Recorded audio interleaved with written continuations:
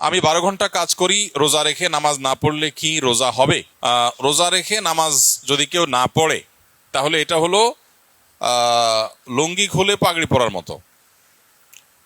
অর্থাৎ রোজার গুরুত্বের চাইতে নামাজের গুরুত্ব বেশি না কম? বেশি। এখন আপনি রোজা রাখছেন কিন্তু নামাজ পড়েন নাই, তাহলে আপনি পাগড়ি পরছেন কিন্তু লুঙ্গি পরেন নাই, তাহলে পাগড়ি পরছেন, পাগড়ি পরার সওয়াব পাবেন, কিন্তু তার চাইতে লুঙ্গি না পরার গুনাহ ভয়ঙ্কর।